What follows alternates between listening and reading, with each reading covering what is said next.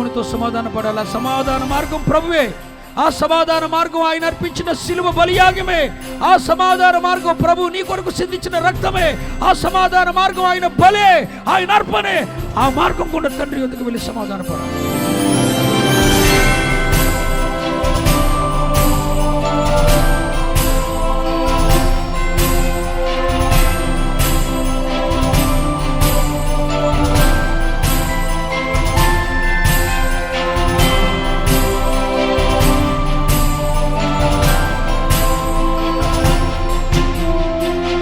అది సమాధానం అంటే ఏంటో తెలుసా?